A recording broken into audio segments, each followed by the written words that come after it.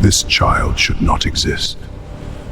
Please, he's just warning me. He is not what you think.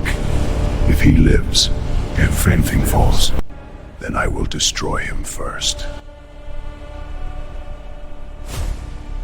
She ran, barefoot, bleeding, the newborn clutched tightly against her chest as she tore through the forest. Branches lashed at her skin, roots caught at her feet. The night itself seemed to resist her escape, but she did not slow down, could not. Behind her, the wolves came, 4 of them, massive, relentless. Their howls tore through the darkness as they closed in, gray shadows moving faster than any human could ever hope to run. And behind them, him, the alpha, her mate, moving with terrifying precision through the trees, his golden eyes locked on her like she was no longer something to love, but something to end. His voice cut through the night low, commanding, unstoppable. Stop running. Her breath shattered. Tears blurred her vision, but she didn't stop, because she knew, if she did, he would kill their son. The child did not cry, not once, not when the cold bit into his skin, not when her heartbeat thundered wildly beneath his ear, not even when the world around him felt like it was collapsing. He was silent, watching, as if he understood. A sudden crack split the air. The ground beneath her foot gave way. She fell, hard. The child nearly slipped from her grasp as pain shot through her body. Mud soaked her clothes. Blood mixed with dirt as she scrambled desperately to hold on to him. The wolves were close now, too close. She turned and saw them emerging from the trees, eyes glowing, teeth bared, and behind them, the man who once swore to protect her. He stepped forward slowly, his gaze dropping to the child in her arms. For a moment, just a moment, something flickered in his expression. Doubt. Then it was gone. The prophecy will not be ignored, he said. Give him to me. She tightened her grip, her entire body shaking, but her voice, when it came, was unbreakable. No, because in that moment, she made a choice. A choice that would burn kingdoms, break fate, and turn her own son into something the world would never survive. To understand how a mother's love became the beginning of the end, you have to go back, not to the night she ran, but to the night he was born. Before we continue, I just want to say thank you for being here. It truly means a lot. If this story is already capturing your heart, please consider supporting it in a simple way. Subscribe, leave a like, and share a comment letting me know where you're watching from. Your support makes it possible to bring stories like this to life, and I really appreciate it. Now, let's return to where it all began. The night he was born, the world did not celebrate. It did not rejoice, nor did it soften in quiet anticipation. Instead, it seemed to tighten, as though something vast and unseen had drawn a breath and refused to release it. The sky itself had shifted hours before the labor began. What should have been a calm night, washed in silver light, had turned heavy and red, the moon swollen and unnatural, casting a dim glow that made every shadow stretch longer than it should. Even within the palace, where warmth and power usually drowned out the unease of the outside world, something felt wrong. Torches flickered without wind. Guards spoke in lower tones than usual, their voices edged with something they could not explain. Servants moved quickly, avoiding eye contact, as if staying too long in one place might draw attention they did not want. By the time the pains began, the tension had already settled into the walls. She felt it in every breath she took. Between each wave of pain, there was something else pressing against her chest. Something deeper than fear, heavier than exhaustion. It made the air harder to breathe, made each moment stretch longer than it should. This was her first child. It should have been a night of celebration, of whispered joy and careful hope. Instead, it felt like the entire kingdom was waiting for something to go wrong. The midwives worked around her with practiced hands, their movements efficient, controlled, but their silence betrayed them. They avoided speaking unless necessary. When they did, their voices were careful, measured, as though the wrong word might shift something already unstable. She noticed the way they kept glancing toward the door. At first, she told herself it was nothing, that it was only routine, only caution. But as the hours stretched on and the pain deepened, that small detail began to grow into something she could not ignore. "They shouldn't be here," she said at one point, her voice strained but insistent as another wave of pain tightened through her. "This is a birth, not a gathering. Why are they watching?" No one answered her, not because they did not hear, but because they did not want to. Outside, the wind had gone completely still. Not calm, not quiet in a natural way, but still in the way that made the world feel paused. The kind of stillness that feels like something is waiting.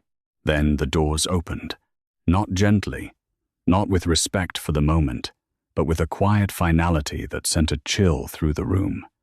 The elders entered without hesitation, their dark robes brushing against the stone floor, their presence pulling the warmth out of the space as if they carried something colder than the night itself. They did not greet her. They did not ask permission to be there. They simply stepped forward and took their place, watching, waiting. Her breath caught as she turned her head toward them, confusion giving way to something sharper. "This is not your place," she said, forcing the words out despite the strain in her body. "You have no right to be here." Still, no one answered, because no one could change what had already begun. The pain intensified after that, sharper, more relentless, each moment demanding more from her than the last. Her strength slipped in pieces, her body pushed beyond its limits.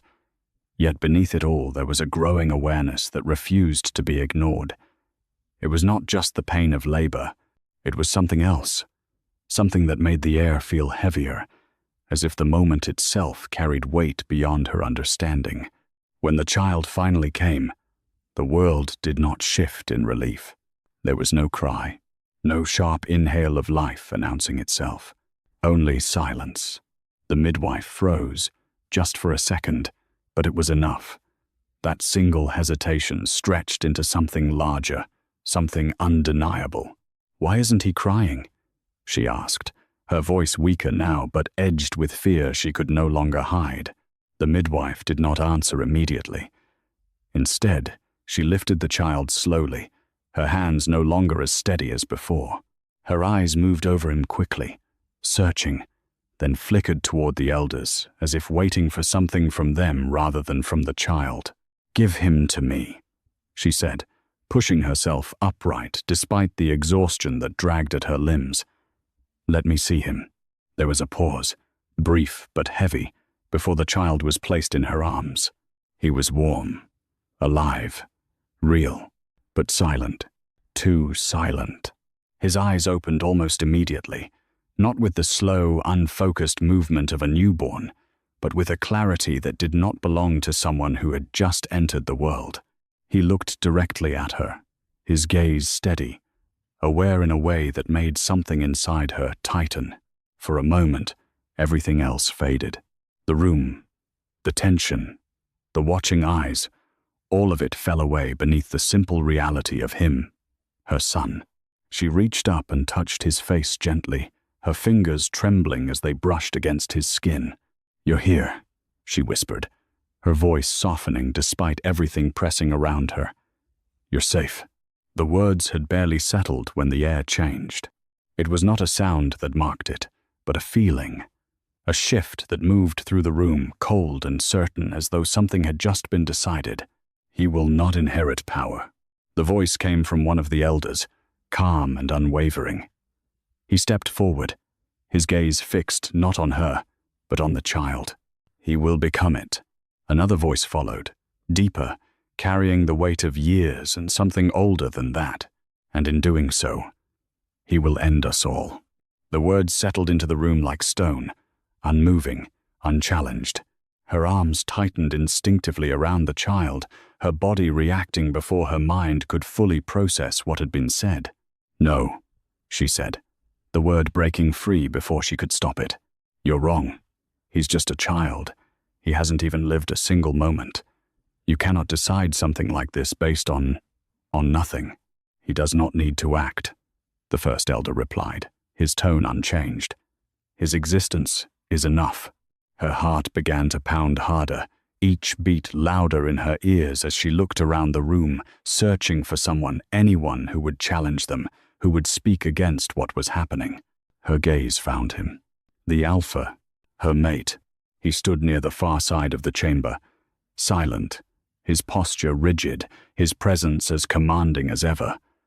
For a brief moment, relief surged through her. He would stop this. He would see reason. He would look at their son and understand. "Say something," she said, her voice trembling as she held his gaze. "Tell them they're wrong. Tell them this is madness." He did not move immediately. His eyes remained on the child, not soft, not warm, but distant, as though he were looking at something he had not yet decided how to face. Seconds passed, heavy and unyielding. Then he spoke. "They are not wrong." The words did not come with hesitation. They did not carry anger or fear. They came with acceptance, and that made them far worse. Her entire body stilled as the meaning settled in. "No," she whispered, shaking her head slowly. "You don't believe that. You can't. This is our son. I am Alpha first," he said. And just like that, everything changed. The tension in the room snapped into action. What had been waiting became inevitable. The elders stepped forward without hesitation, their decision already made, their authority now supported by the one person who could have stopped them.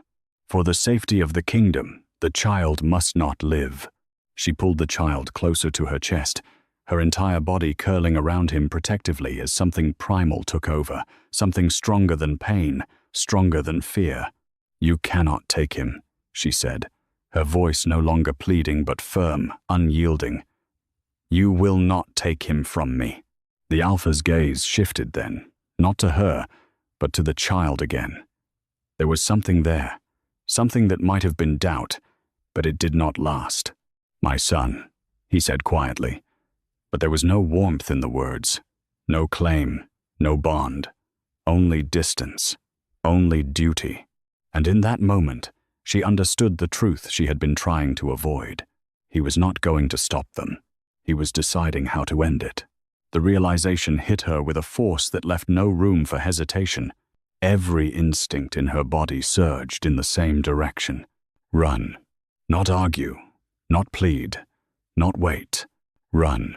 She moved before anyone could react, pulling herself from the bed despite the pain that tore through her, ignoring the weakness that threatened to drag her back down. Her feet hit the cold stone floor, unsteady but determined. Voices rose behind her. Hands reached for her. Too slow. She was already moving. Because the moment they chose the kingdom over her son, she chose him over everything else.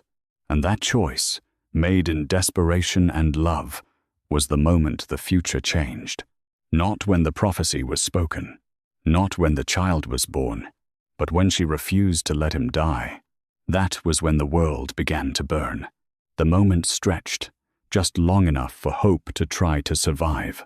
She held on to it, even as everything around her told her it was already gone. Because this was the man who had chosen her once, the man who had stood before an entire kingdom and claimed her as his equal, his Luna, his partner, the man who had sworn, not in whispers but in front of witnesses and power, that nothing would come before what they had built together. That memory did not disappear easily. It stood there, fragile but persistent, even as the elders closed in, even as the room shifted from uncertainty to quiet, controlled intent.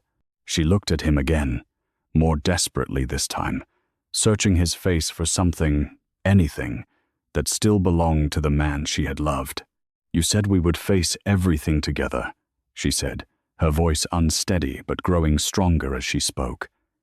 "You said nothing would come between us. This is our son." Her fingers tightened protectively around the child, as if the very act of holding him closer could anchor him to her, could make him real in a way that no prophecy could erase. "You don't even know him," she continued, her voice breaking now under the weight of disbelief. "You haven't even looked at him." That was when she noticed it.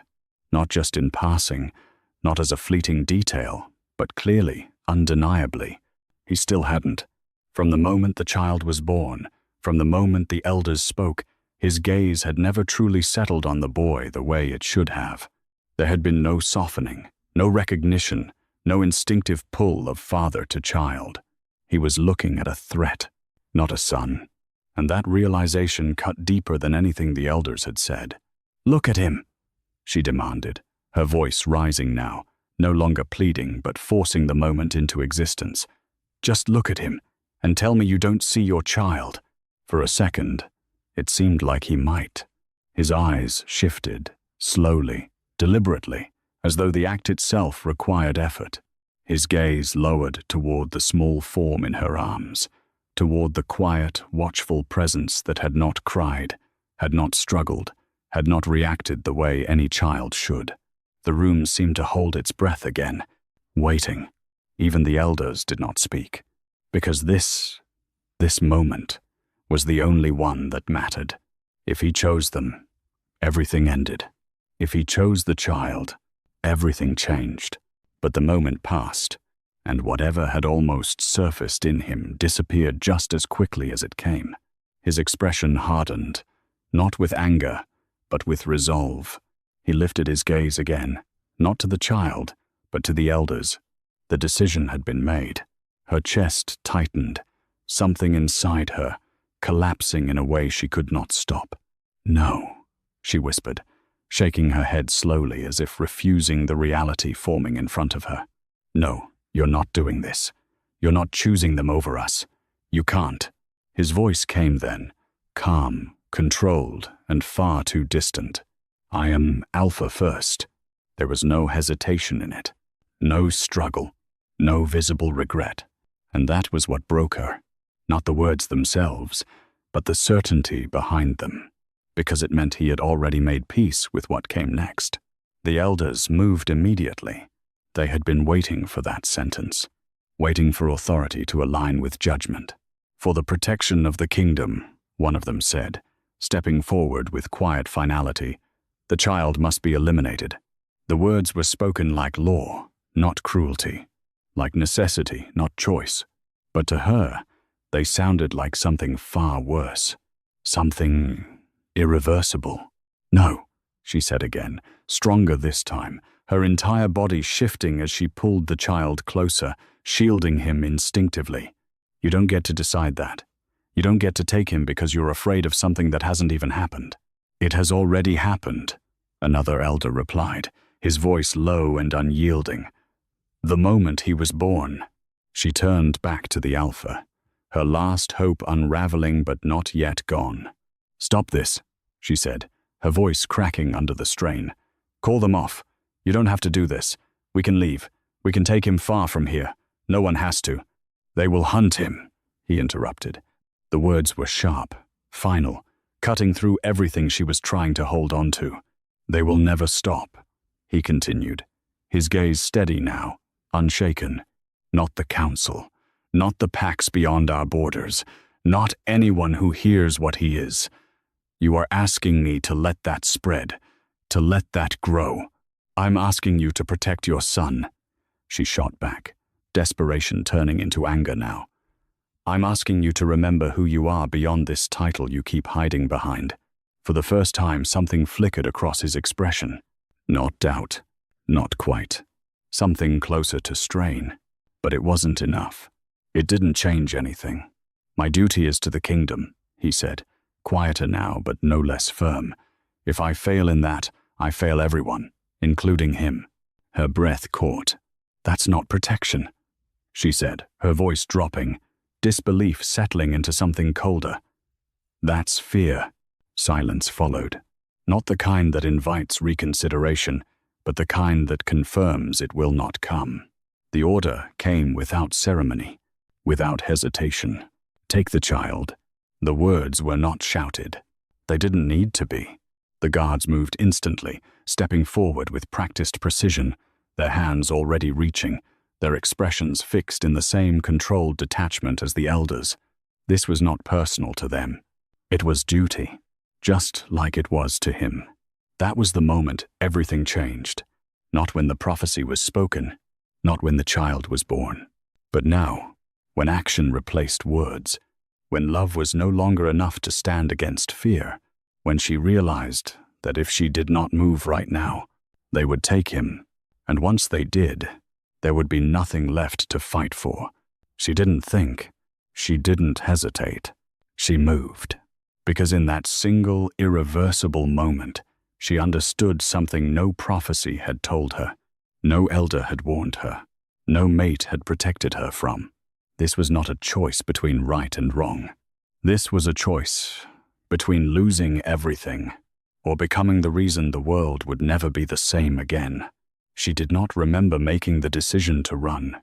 It happened faster than thought, faster than fear, as if something older than reason took control of her body and refused to let go. One moment the guards were reaching for her. The next she was moving, clutching the child tightly against her chest as she pushed past them with a strength she did not know she still possessed. Pain tore through her, sharp and immediate, but it did not slow her. It could not. Behind her, voices rose, commands cut through the air, boots struck stone in pursuit, but she was already beyond hesitation. She ran. The corridors blurred around her, torchlight stretching into streaks of gold and shadow as she forced her body forward. Every step felt unstable, her strength uncertain after the birth, but fear drove her harder than exhaustion ever could. She knew these halls, knew every turn, every hidden passage, every place the guards would not expect her to go. She did not think about where she was heading. She only thought about distance, about time, about putting as much of both between her son and the people who had already decided he should not live. The night air struck her the moment she forced her way through the outer passage, cold and sharp against skin that had not yet recovered. It should have slowed her. It should have made her body falter. Instead, it only made everything more real. The sky above was still stained with that unnatural red, the moon watching without warmth, without comfort. The world felt wrong in a way she could not explain, as though it had already accepted what was coming. She did not look back. She could hear them. The guards first, their movements fast but human, their breaths heavy, their footsteps uneven against the ground. But beneath that, behind that, there was something worse. The shift, the sound of bones adjusting, of bodies changing, of something far more dangerous being unleashed into the hunt. The wolves. They would be faster, stronger, tireless, and they would not stop. She pushed harder, ignoring the way her legs threatened to give out beneath her, ignoring the sharp pull in her side, the dizziness creeping at the edges of her vision. Branches tore at her skin as she forced her way into the forest, roots catching at her feet, threatening to drag her down with every step. The ground was uneven, treacherous, unforgiving, but she did not slow. She could not. The child remained silent against her chest. That should have frightened her more than anything else. Newborns cried. They reacted. They struggled against the cold, against the unfamiliar, against the sudden violence of being brought into a world they did not yet understand. But he did none of those things. He did not cry when the wind cut through them. He did not stir when her grip tightened instinctively, when her heartbeat thundered beneath him. He simply watched. Even now, as she ran blindly through the darkness, she could feel it. His stillness was not empty. It was not absence. It was something else, something that made her chest tighten in a way that had nothing to do with exhaustion. It was awareness, as if he understood. A sudden crack beneath her foot broke her rhythm, the ground shifting unexpectedly as she stumbled forward. Pain shot through her ankle, forcing a sharp breath from her lips as she barely managed to keep her footing. For a second, her balance faltered, her body threatening to collapse under the strain, but she forced herself upright again, clutching him closer as if that alone could keep them both from falling. Behind her, the first howl tore through the night. It was closer than she had hoped, closer than she could afford. Her breath came faster now, uneven, her body pushed beyond what it should have been capable of so soon after giving birth. The forest thickened around her, branches crowding closer, shadows deepening, the path forward less certain with every step. She could no longer rely on sight. She relied on instinct, on memory, on anything that could guide her away from the pursuit closing in behind her. Another howl answered the first. Then another. They were surrounding her, not blindly chasing, but tracking, cutting her off, forcing her toward something. Her mind raced, searching for a way out, for a path that would give her even the smallest chance of escape. There was only one, and it was a path no one chose willingly. The forbidden lands lay beyond the northern ridge, past the river that marked the edge of everything her people claimed as their own. No pack crossed into it. No alpha ruled it. It was a place spoken of in warnings, not in stories. A place where things older than their kind were said to exist, where the rules of their world no longer held. It was the only place they might not follow, or the only place she might lose them long enough to survive. She changed direction without slowing, forcing her body toward the rising terrain ahead. The ground grew steeper, the climb more difficult, each step dragging more from her than the last. Her breath burned in her chest, her vision blurring at the edges, but she kept moving. She had to reach the river. The sound of pursuit grew louder behind her, branches snapping, paws striking earth with terrifying speed. She did not need to look to know how close they were. She could feel it. The pressure of it, the certainty that one misstep, one moment of weakness, would end everything. The river came into view too late. It cut across her path in a dark, rushing line, wider than she had remembered, faster than she had hoped. The current churned violently, swollen from recent storms, the water cold enough to steal breath on contact. There was no time to hesitate. Behind her, the wolves broke through the trees. She saw them then. 4 of them, massive, relentless, their eyes fixed on her, their movements precise, controlled, unstoppable, and behind them, just beyond the reach of the shadows, she felt him, the alpha, closer now, watching, deciding. Her grip tightened around the child. Then she stepped forward and jumped. The cold hit her like a blow, stealing the air from her lungs, forcing a gasp she could not control. The current dragged at her immediately, pulling her sideways, downward, threatening to tear the child from her arms. Panic surged, sharp and overwhelming, but she fought against it, kicking hard, forcing her body upward, forward, anything to keep them above the surface. Her arms burned, her chest screamed for air. The weight of her soaked clothes dragged her down, each movement slower than the last. For a moment, she thought she would not make it, that this was where it would end, not by their hands, but by the world itself refusing to let her pass. Then her foot struck something solid, the far bank. She clawed her way out of the water, dragging herself onto the cold, unforgiving ground, her body shaking violently as she pulled the child close, checking him with frantic urgency. He was still silent, still watching, not gasping for air, not crying from the cold, not reacting at all in the way he should have. His eyes were open, focused, calm. A chill moved through her that had nothing to do with the water. Behind her, the wolves had reached the river's edge. They did not cross. They paced along the bank, restless, their movements uncertain for the first time since the chase began. One of them stepped forward, lowering its head toward the water, but something in its posture shifted. It pulled back, hesitated, refused. Even from across the river, she could see it clearly. They would not follow her there. The alpha stepped forward behind them, his gaze fixed on her, on the child in her arms, on the line she had just crossed. For a long moment, he said nothing, did nothing. Then, slowly, he stopped. Not in defeat, in decision. He would not cross either. The realization settled heavily in her chest. She had escaped, but not because she was faster, not because she was stronger, because she had gone somewhere they would not, somewhere they feared. She looked down at the child again, her breath still uneven, her body trembling from cold and exhaustion. He looked back at her, unchanged, unafraid, as if none of this had been unexpected, as if this was exactly where he was meant to be. And for the first time since she had taken him into her arms, a question rose in her mind that she could not push away. Why was he so aware?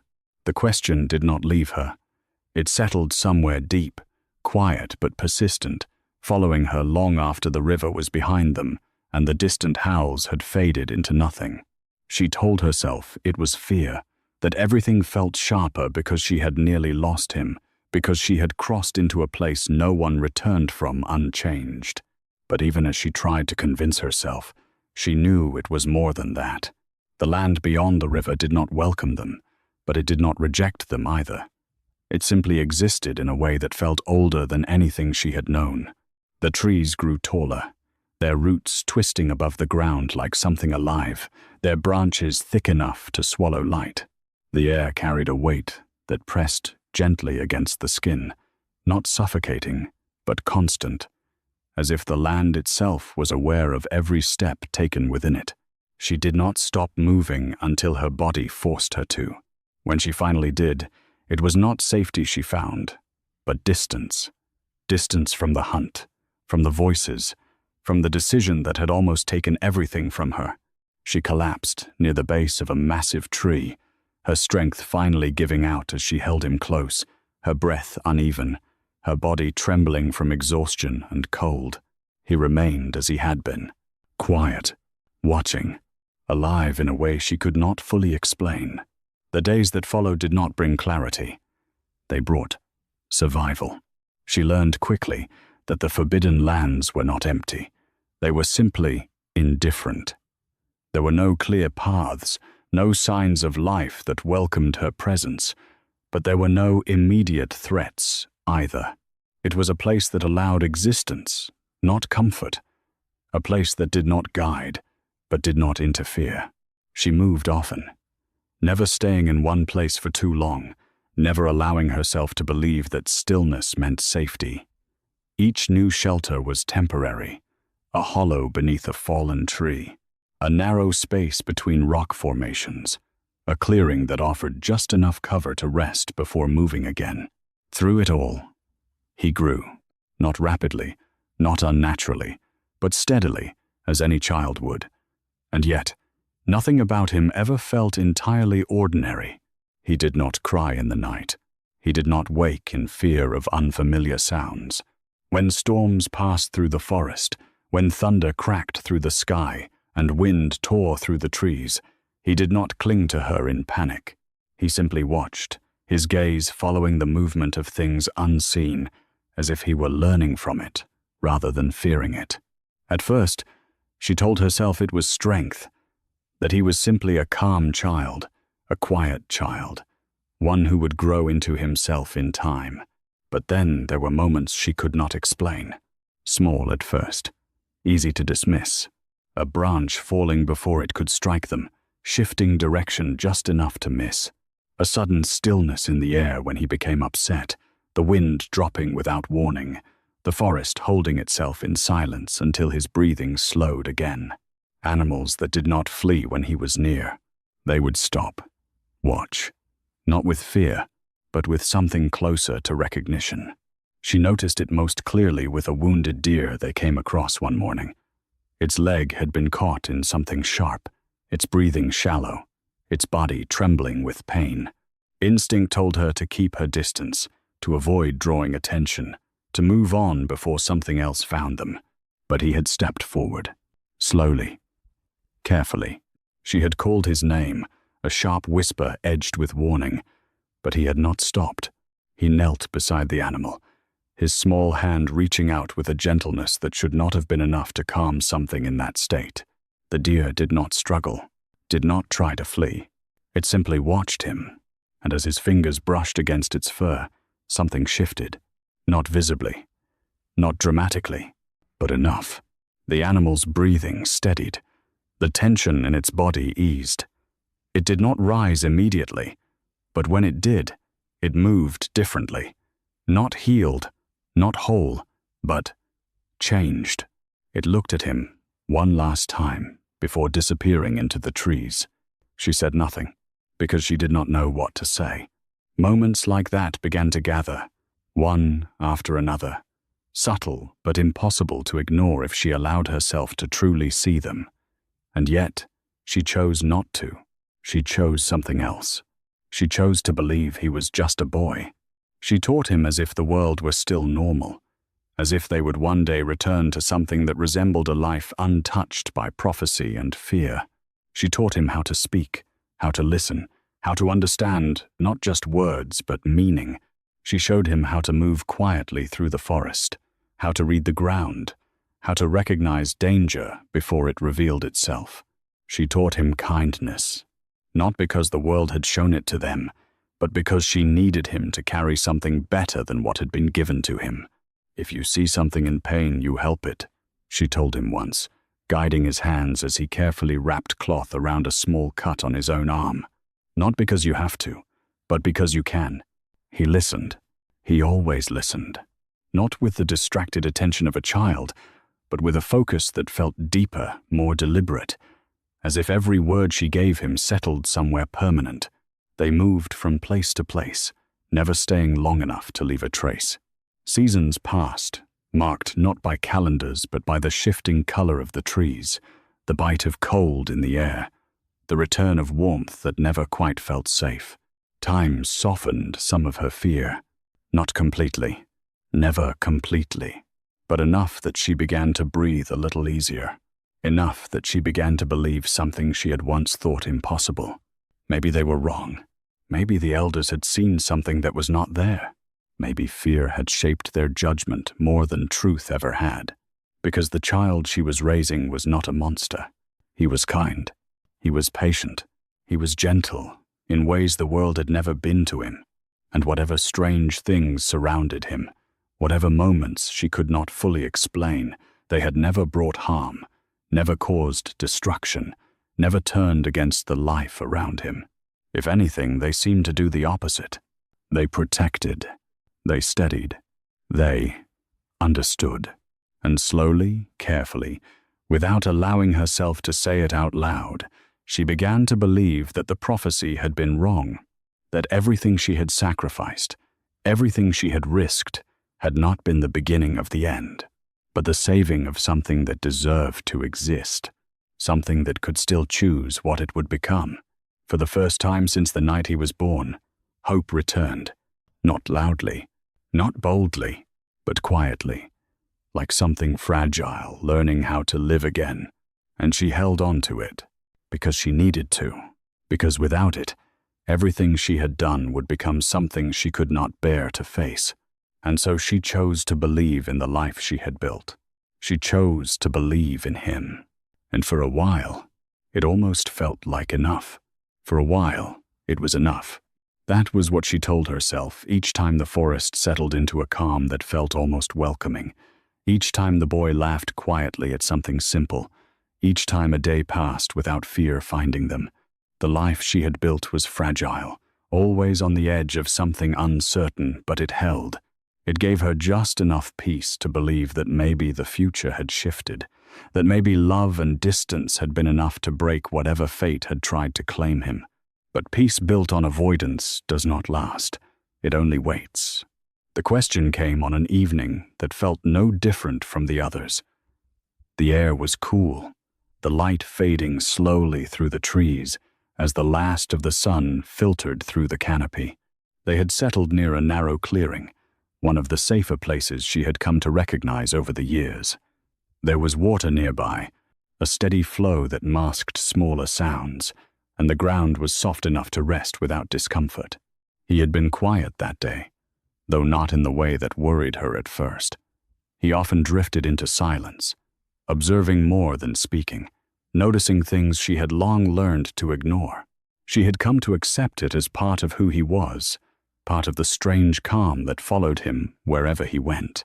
She was gathering small pieces of wood for the fire when she felt his gaze on her. Not unusual, but this time, it lingered. There was intention in it. She turned slightly, glancing back at him where he sat near the edge of the clearing, his posture relaxed, his expression unreadable in the dimming light. "What is it?" she asked, keeping her tone light, careful not to let the unease rise too quickly. He did not answer immediately. His eyes shifted, not away from her, but beyond her, as though he were considering something larger than the moment. Then he spoke. "What am I?" The words were simple, quiet, almost gentle, but they landed with a weight she could not ignore. Her hands stilled where they were, a piece of wood slipping slightly in her grip before she tightened her hold on it again. For a brief moment, she said nothing, hoping irrationally that the question might pass, that it might dissolve into something less direct if she did not meet it head-on. It did not. He was still watching her, waiting. The forest seemed to grow quieter around them, the usual sounds fading just enough to make the space between them feel more exposed. "You're a boy," she said finally, turning back to her task as if the answer were obvious, as if it required no thought at all. Just a boy. The words came easily, too easily. She had rehearsed them without realizing it, carried them silently for years in case this moment ever came. But as soon as they left her lips, something in the air shifted in a way she could not explain. He did not respond right away. She could feel it, even without looking. The stillness in him deepened, not in confusion, not in acceptance, but in something quieter, something that felt like understanding settling into place.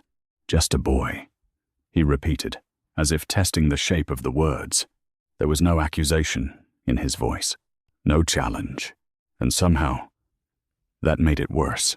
She forced herself to nod, to keep her movement steady, to continue as if nothing had changed. "That's all you need to be." Silence followed, but it was not the comfortable silence they had shared before. It stretched longer than it should have, filled with something unspoken, something that neither of them moved to break. Eventually, he looked away, and just like that, the moment seemed to pass, but it did not leave. It stayed. It settled into the space between them, unseen but present, waiting. Night came slowly, drawing darkness through the trees until the world narrowed to the small circle of firelight she had built. The flames flickered steadily, casting soft shadows that moved with the wind, the warmth offering a fragile sense of safety against the vast unknown surrounding them. He lay nearby, his breathing even, his body still in the way she had come to recognize as rest. To anyone else, it would have looked like sleep, but she knew better. Even when he closed his eyes, there was something in him that never fully drifted. She sat awake longer than usual, her thoughts circling back to the question he had asked, to the way he had said it, to the quiet acceptance that followed her answer. It should have comforted her. It should have reassured her that he believed her. Instead, it unsettled her more than anything else had in years. Eventually, exhaustion pulled at her, her body too worn to resist any longer. She lay down beside him, her arm resting lightly across him, as if that simple contact could keep everything steady. For a time, the night remained still. Then, something changed. It began subtly, so faint she almost thought she imagined it. The air shifted, not in temperature, but in weight, as though something unseen had pressed gently against it. The fire flickered unevenly, the flames bending in a direction where no wind moved. Her eyes opened instantly. She pushed herself up slightly, her senses sharpening as she looked around the clearing. At first, nothing appeared different. The trees stood as they had before. The shadows moved with the same quiet rhythm, but the feeling did not go away. It grew. The ground beneath her seemed to hum faintly, a low vibration she felt more than heard. The leaves overhead rustled, though the air remained still, their movement uneven, as if responding to something that had not yet revealed itself. She turned toward him. He was no longer still. His body was tense, not in fear, but in something deeper, something that radiated outward in a way she had never seen before. His hands clenched slightly against the ground, his breathing no longer even, though his eyes remained closed. "Wake up," she said quickly, reaching for him, her voice edged with urgency. "Something's wrong." His eyes opened, and the moment they did, everything broke. The air surged outward in a sudden, violent wave, the force of it throwing her back slightly as the fire extinguished in an instant, leaving only darkness behind. The trees around them shuddered, their branches bending unnaturally, leaves tearing free as if caught in a storm that had no source. The ground cracked, not deeply, not enough to split apart, but enough to send sharp lines racing outward from where he lay, as though something beneath the surface had been disturbed. He pushed himself upright, his expression no longer calm, no longer distant, confused, overwhelmed. "What's happening?" he asked, his voice unsteady for the first time. She tried to move toward him, but the air between them felt thick, resistant, as though the space itself had changed. "It's okay," she said quickly, forcing her voice to stay steady despite the fear rising in her chest. "Just breathe. It's going to stop." But it didn't. The wind rose without warning, circling them in tightening patterns, pulling debris into motion, branches snapping under the pressure. The trees groaned as though something unseen was forcing them to bend, their roots shifting beneath the soil. And at the center of it all, him. The movement followed him, reacted to him. Every spike of his fear, every shift in his breath, sent another ripple outward, another fracture through the fragile stillness of the world around them. He looked at his hands, then at the ground, then back at her, the confusion in his eyes deepening into something closer to realization. "This isn't normal," he said, his voice quieter now, but sharper. The words struck her harder than the force around them, because he knew, not fully, not completely, but enough. She forced herself forward, pushing against the resistance in the air until she reached him, her hands gripping his shoulders firmly. "Listen to me," she said, her voice stronger now, cutting through the chaos around them. "You need to calm down. Whatever this is, it will stop if you stop." His gaze locked onto hers. For a moment, everything hung there, suspended between what was happening and what could still be controlled. Then, slowly, his breathing began to steady, and just as suddenly as it had started, the world settled. The wind dropped, the trees stilled, the ground quieted.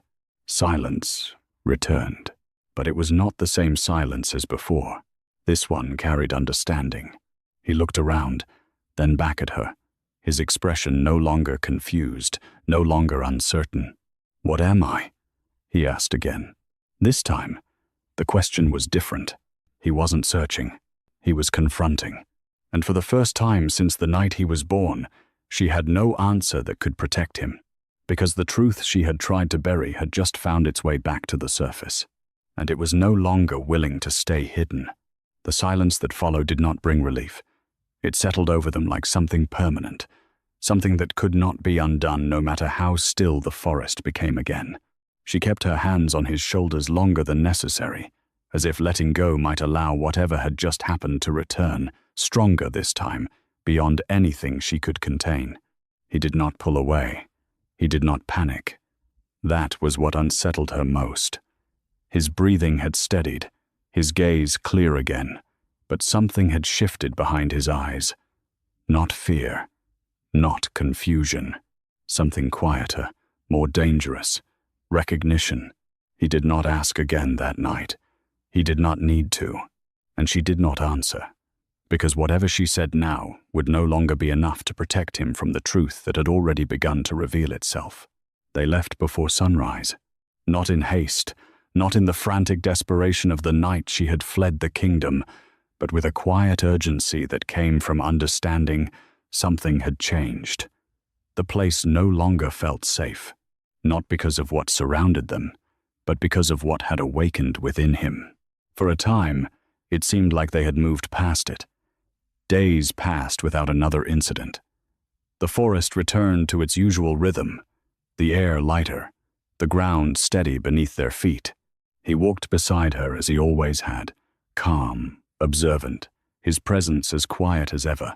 If not for that night, she might have convinced herself it had been an isolated moment, a reaction to something she did not yet understand. But the world had a way of noticing what people tried to hide. The first sign was small, almost easy to ignore.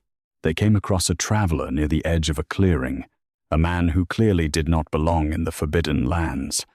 His clothes were torn, his movements unsteady, his breathing shallow with pain. One of his legs had been injured badly, the wound deep enough to slow him, to trap him between survival and something worse. She would have avoided him. Every instinct told her to. Strangers brought risk. Risk brought attention. Attention led to discovery. But the boy had already stepped forward. She called his name, sharper than usual, a warning threaded into the sound, but he did not stop. There was no hesitation in him, no fear of what this could mean. He moved toward the man with the same quiet certainty she had seen before, the same calm that never seemed to break. The traveler looked up, startled, his eyes widening as he tried to push himself back, his fear immediate and justified. "Stay back," he said, his voice strained. Reaching for a weapon he barely had the strength to hold. "He won't hurt you," she said quickly, stepping closer but not close enough to undo what had already begun. The boy knelt beside him. There was no rush in his movement, no uncertainty. He reached out, his hand hovering for a moment before resting lightly against the injured leg. For a second, nothing happened. Then the man's breath caught, his grip on the weapon loosened, his expression shifting from fear to confusion as the tension in his body eased. The pain that had been written across his face began to fade, not disappearing entirely, but lessening in a way that should not have been possible. The wound did not close. There was no visible miracle, nothing that could be easily explained or dismissed. But something changed. Enough that the man could breathe without struggle, enough that he could move without collapsing. He stared at the boy, his confusion deepening into something else, something closer to realization. "What are you?" he asked, his voice quieter now, uncertain. The boy did not answer. He simply stood, stepping back as if the moment required nothing more from him. She moved quickly then, placing herself between them, her voice firm. "You're able to walk now. That's all that matters. You should leave this place." The man hesitated, his gaze shifting between them, trying to understand what he had just witnessed. For a moment, it seemed like he might press further, might ask more questions, might stay long enough to turn this into something dangerous. But survival won over curiosity. He pushed himself to his feet, testing his weight carefully, surprise flickering across his face when he did not collapse. Without another word, he turned and moved away, disappearing slowly through the trees. She watched him go, her chest tight, her mind already racing ahead of what this meant. "He'll tell someone," she said quietly, more to herself than to the boy. The boy said nothing. He did not need to. They both knew. Rumors do not need truth to spread. They only need something strange enough to be remembered. A man walking out of the forbidden lands when he should not have survived was enough. A story told once becomes a story told twice, then 3 times. Then it begins to change. Details sharpen. Questions grow. What was once uncertainty becomes something more defined with every retelling. A wounded traveler returns with a story he cannot explain. A child in the forest who touched him and took away his pain. Eyes that did not look like a child's. A presence that felt wrong and right at the same time. It did not take long for the story to reach the edges of the known territories, and it took even less time for the wrong people to hear it. The first sign that they had been found did not come from sight. It came from absence. The forest changed again, but not in the way it had that night. This time, it was quieter.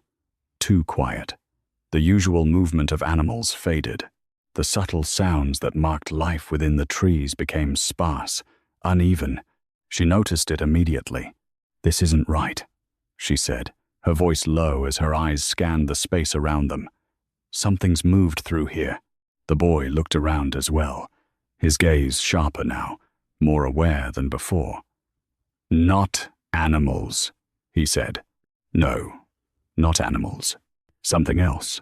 She moved quickly, her pace faster now, her body tense with the kind of alertness that came from experience. "We need to leave. Now." They didn't get far before the first arrow struck. It came without warning, slicing through the air and embedding itself into the tree beside them with a force that sent splinters outward. She reacted instantly, pulling the boy down, her body covering his as her eyes searched for the source. They stepped out of the trees, one by one. Not wolves, not the pack she had fled from. These were hunters, different, more calculated. Their movements precise, their expressions unreadable, their weapons already drawn. They had not come blindly. They had tracked, observed, waited, and now they had found what they were looking for. "There," one of them said, his voice low but certain. "That's him." Her grip tightened around the boy as she pulled him closer. "Stay behind me," she whispered, though she knew it would not be enough. The hunters spread out slowly, forming a loose circle, cutting off escape routes with practiced ease. "You shouldn't have come here," she said, her voice steady despite the tension building in her chest. "We didn't come for you," one of them replied. "We came for what you're hiding." The words settled heavily in the air. For years, she had managed to keep him out of reach, out of sight, out of the world that had already decided what he was. Now that world had found them again, and this time, it was ready. For a moment, nothing moved. The hunters held their positions, weapons drawn, eyes fixed on the boy as though they were afraid to blink and miss whatever it was they believed he might do. She could feel the tension tightening around them, closing in with every breath, every second stretching toward something inevitable. Then the forest shifted again, not with violence, not with the chaotic force she had felt that night, but with presence. A quiet, commanding weight that moved through the trees before its source became visible. The hunters felt it too. She saw it in the way their stances adjusted, in the way their focus wavered for just a fraction of a second before snapping toward a new direction. He stepped into view without hurry. The Alpha.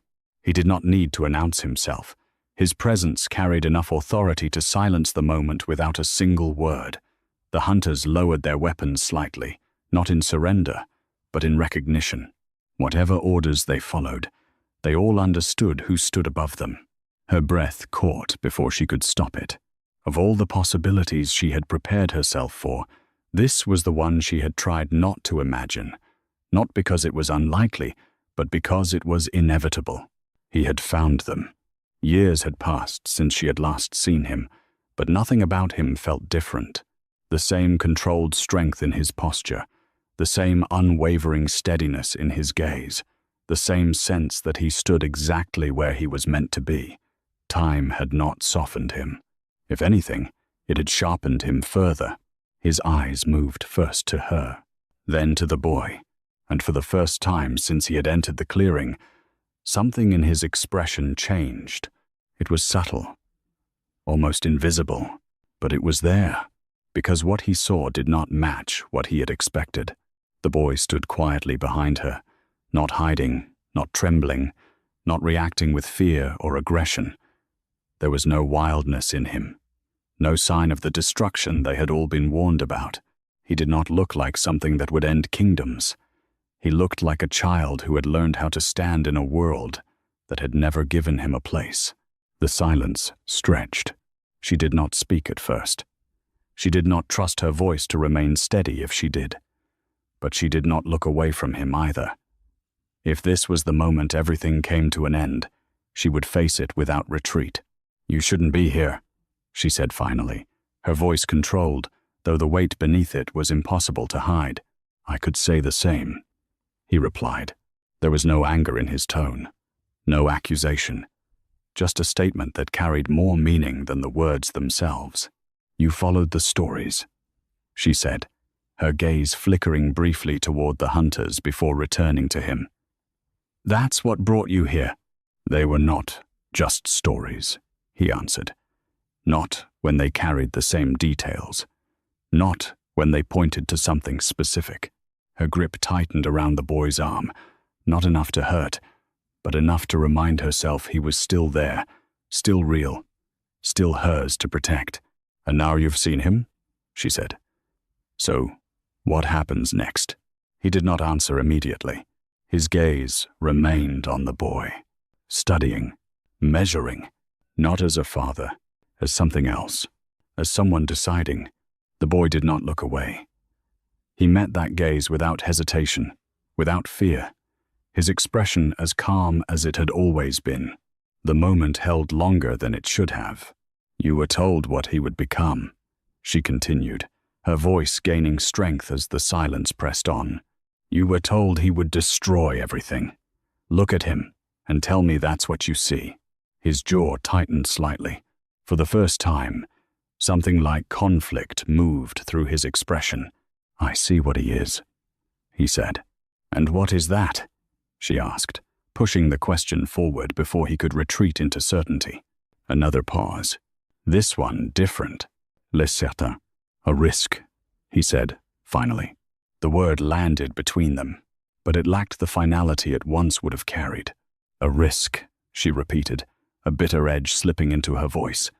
"Not a monster, not an ending, just a risk." The hunters shifted uneasily around them. They could feel it too. The hesitation, the fracture in what should have been a clear decision. "He has done nothing," she continued. "Nothing to justify what you tried to do to him. Nothing to prove that prophecy right." "Not yet," one of the hunters interjected, his voice tense. "That's the point. We don't wait for it to happen. We stop it before it begins." The Alpha did not look at him, but the man fell silent anyway, because the decision was not his to make. Not anymore. Her voice softened then, not in weakness, but in something more deliberate. "You said once that you would protect what was yours, that you would stand against anything that threatened it. Does that not include him?" His gaze shifted back to her, and for the first time since he had arrived, it lingered. Not on the situation, not on the threat, on her, on the memory of something that had existed before all of this. "That was before," he said quietly. "Before what?" she pressed. "Before you chose fear over your own blood?" The words cut sharper than she intended, but she did not take them back. He did not respond immediately, because this time there was no easy answer. His attention returned to the boy again, slower now, more deliberate. He took a step forward, closing part of the distance between them. The hunters tensed, but none of them moved to stop him. The boy remained still, watching, waiting. There was no fear in him, no reaction that would justify the stories that had been told, only presence.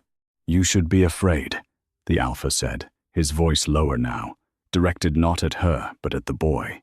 The boy tilted his head slightly, considering the words. "Why?" he asked. The question was simple, but it carried something deeper. Not defiance, not innocence, understanding. The Alpha did not answer immediately, because for the first time, he did not seem entirely sure. The moment stretched again, but this time it did not feel like control. It felt like uncertainty pressing in from all sides. He had come expecting something clear, something undeniable, a threat that justified everything that had been done, everything that had been ordered. Instead, He had found a boy who did not match the prophecy in the way he had been prepared for, and that difference mattered more than anyone else in that clearing was willing to admit. The hunters waited. She waited. Even the forest seemed to wait, because the decision he made now would not just determine what happened next. It would decide whether the future they had all been told to fear was something that could still be changed, or something they would force into existence themselves. The silence did not last. It never does when too many people are waiting for someone else to make a decision they are not willing to accept. The hunters shifted again, more noticeably this time, their patience thinning, their unease sharpening into something closer to urgency. They had not followed rumors into forbidden land to stand and watch uncertainty unfold. They had come for an outcome, something final, something that could be carried back and reported without doubt, and doubt was exactly what had begun to take shape. He hesitates, one of them muttered. Low, but not low enough. We can't afford that. Another answered, quieter, more controlled. If he won't do it, we will. The Alpha heard them. He did not turn, did not acknowledge the words directly, but something in his posture shifted, tension tightening through him as the fragile balance in the clearing began to fracture. He had come to decide, to see for himself, but he was no longer the only one with intent, and that was the mistake. It happened fast, too fast for anyone to stop once it began. A single movement, a drawn bow, the sharp release of tension. The arrow cut through the air with lethal precision, aimed not at the boy, but at her. She saw it too late. There was no time to think, no time to weigh anything, no time for fear to take hold. Instinct moved her before thought could catch up. She turned, pulling the boy toward her, her body shifting into the path of the strike without hesitation. The impact was immediate, sharp, deep. The force of it drove the breath from her chest as the arrow buried itself just beneath her ribs, the pain blooming outward in a way that stole everything else with it.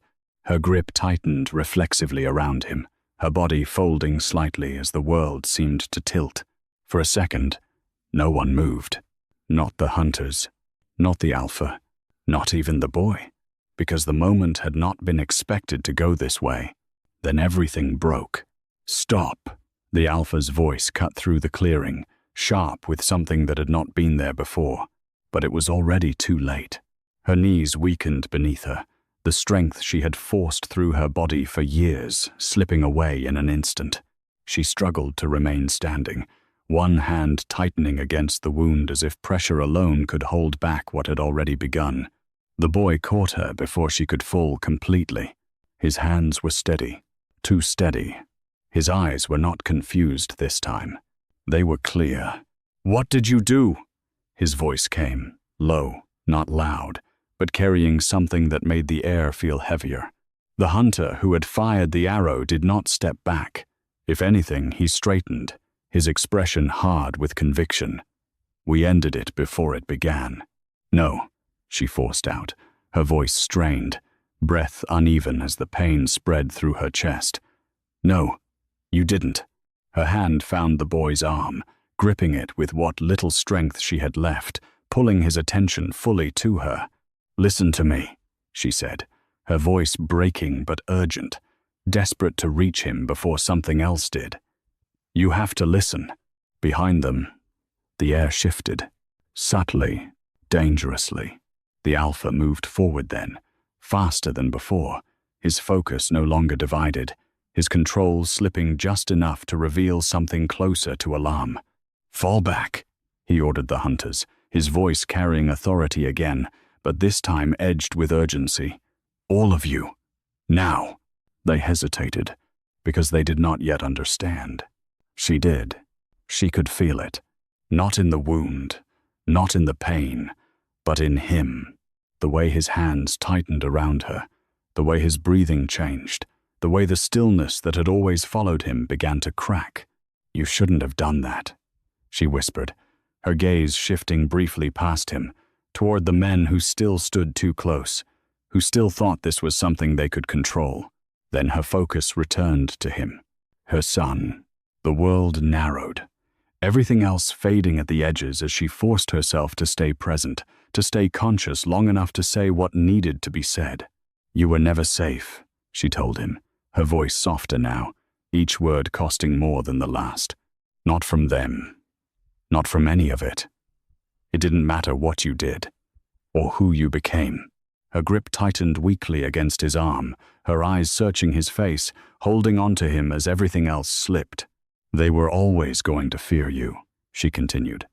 "Always going to try to end you, because they don't understand you." Her breath faltered. For a moment, the words stopped, but she forced them forward anyway. "And I thought, if I could keep you hidden, if I could make you small enough, quiet enough." A faint, broken breath left her. "I thought I could change that." Her hand lifted slightly, trembling as it reached toward his face, her fingers brushing against his skin one last time. "I was wrong." The admission did not come with regret. It came with truth, not the kind that could fix anything, the kind that only arrives when it is already too late. "You don't have to be what they fear," she said, her voice barely holding together now. "But you don't have to let them decide what you are either." Her hand slipped, her strength gave, and just like that, she was gone. For a second, nothing happened. The world held itself in place, suspended between what had just occurred and what it had set in motion. The boy did not move, did not speak, did not react in any way that could be understood. He simply held her. And then, something shifted. The moment her body went still, the world itself seemed to inhale, waiting. The air thickened, the trees around them bending slightly as though pulled by a force no one could see. The boy's grip on his mother loosened only slightly, his eyes golden and bright in the dim light, focusing not on the hunters, not on the alpha, but on the space she had occupied. Pain and loss tore through him. But it was not just grief, it was something deeper, something older. The heat of it rose from his chest and spilled outward, and the earth responded. Leaves shivered, the ground quivered beneath the hunter's feet, and the forest seemed to stretch and twist as if trying to contain what was awakening. He had always been aware of things others could not perceive. The way the wind changed when he was upset, the way the shadows deepened around him when he wondered something. Small things, easily dismissed. But now, there was no dismissal, no hiding. The air around him sparked with unseen energy. Trees groaned as roots writhed beneath the soil. A sudden wind tore through the clearing, sweeping leaves and debris into the air. The hunters stumbled, faltering against a force they could not name, could not fight. The alpha moved forward, bracing himself, yet even he hesitated. Even he had never seen this before. The boy's voice broke the silence, low, commanding, though he did not realize it yet. "I exist," he said. It was not a question. It was not a plea. It was a declaration. And with it, the reality around him began to bend, the world warping subtly but unmistakably to his presence. Rocks shifted, water in nearby streams rippled unnaturally, and the very air carried a charge that made hair stand on end. He looked at the bodies of those who had threatened him, the hunters frozen in awe and terror. He saw the alpha, tense and cautious, unsure for the first time in his life. He saw the forest, alive and responsive to his emotions. And most painfully, he saw the absence where his mother had been. The realization hit him in an instant, heavy and unyielding. He was never meant to live. From the moment of his birth, the prophecy had marked him not as a child, not as an heir, but as a force that could not be contained, that could not be allowed to exist without consequence. And now, in the quiet devastation of her sacrifice, he understood what it meant to truly exist as conflict incarnate. His grief burned hotter than any fire, spreading outward and warping the forest in ways that defied natural law. Branches twisted, roots tore themselves from the soil, and the wind howled as if echoing his anger and sorrow. His golden eyes flared, and in that instant, the forest and the hunters, And even the Alpha understood that this boy was no longer merely a child. He was something else, something primal, something unstoppable. The forest trembled under the weight of his awakening, and he realized, finally, that survival had never been his true purpose.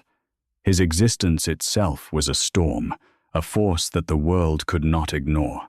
He looked around, and for the first time, he felt power. Not the fleeting whispers of potential he had sensed as a child, but the full, undeniable force of his own being. He was alive, yes, but more than alive. He was inevitable. He was the consequence of every fear, every decision, every betrayal that had led him to this moment. And the world would never be the same again. The kingdom had not changed in appearance, but it was no longer the same place he remembered from stolen glimpses in his youth. Its walls rose tall and proud, gleaming under torchlight, banners snapping in the wind, soldiers standing rigid and ready, but none of it mattered. None of their drills, formations, or swords could match what had awakened within him. He walked through the gates as if the stone itself recognized him, as if the air parted willingly to make way for a force it had long anticipated.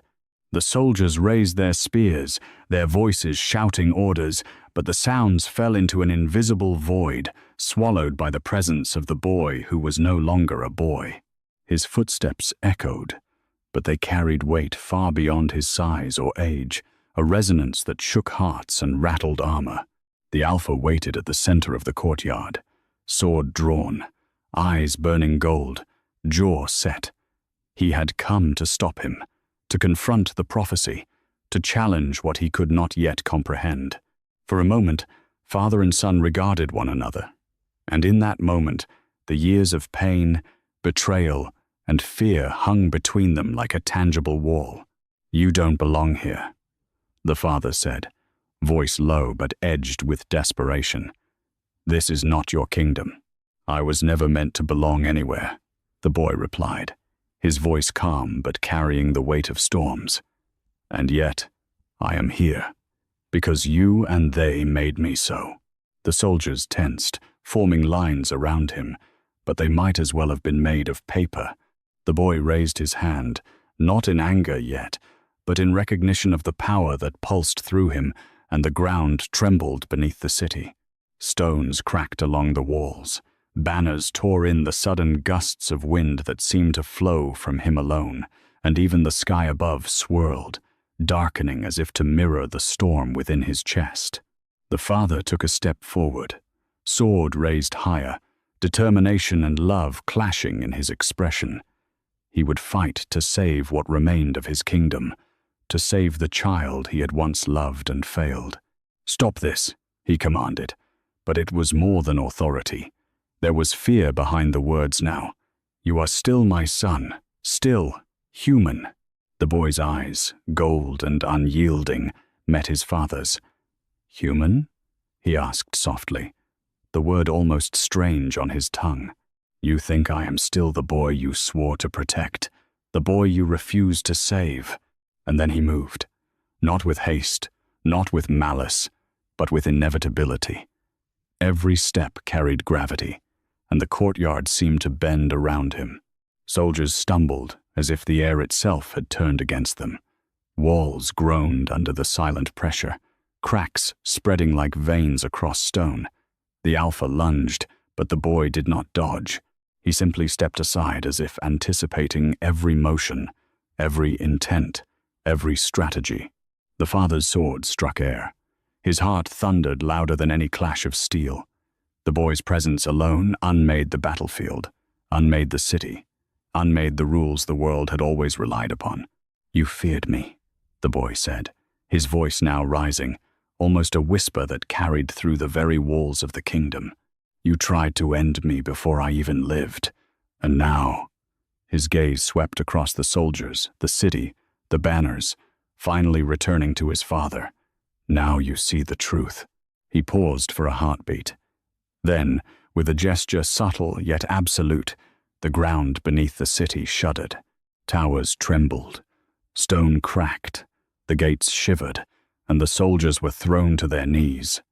Nothing could stop him. Nothing. The father dropped his sword, a mixture of grief, fear, and awe in his gaze. He had been prepared to face a monster, but this was no monster. This was his son, fully realized, fully awakened, and the embodiment of every fear, every decision, every betrayal that had led to this moment. For the first time, he understood the prophecy in its entirety, not as a warning, not as a curse, but as inevitability. I created this, the Alpha whispered, voice breaking as he fell to one knee before the unstoppable force of what his son had become. The boy looked down at him. He did not raise a hand in vengeance. He did not shout or cry or release the power that coursed through him. He simply let the silence stretch, the weight of everything between them pressing into the very air. And in that silence, the kingdom itself seemed to tremble, caught between ruin and reprieve, between destruction and the faintest possibility of mercy. The father versus son confrontation was not just a battle of strength, it was the collision of every choice, every fear, every love and betrayal that had existed in their lives.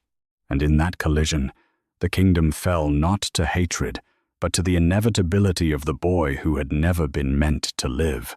The boy's gaze swept over the remnants of the kingdom, the smoke curling from shattered towers, the streets empty except for echoes of fear and chaos.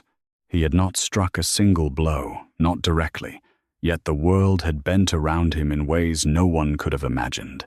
And then, at last, the truth settled into the hearts of all who survived. The prophecy had been misunderstood. It was never that he would destroy the kingdom he had only existed. Their fear, their choices, their betrayal had created the ruin. "You didn't fear what I would become," he said quietly, his voice carrying through the empty streets. "You created it." The words hung in the air, heavy, echoing against the walls, leaving no answer and no solace. And then he turned, walking away from the remnants of a world that had tried to control him, leaving behind only questions. Would he stop before total destruction? Could he even stop himself? Or was it already too late? The ambiguity remained, a weight that pressed on the conscience of every watcher, every believer, every survivor. If this story has gripped your heart, if the journey of love, betrayal, and power has left you questioning fate itself, please take a moment to support the channel. Hit the subscribe button so you won't miss the next story. Like the video if it moved you, and leave a comment telling us your thoughts were the choices justified. Could the prophecy have been avoided? Sharing your insight helps the story reach more hearts and keeps the adventure alive. The story is over for now, but the echoes of what happened here will linger, leaving every mind who witnessed it wondering, what would you have done if you were in their place?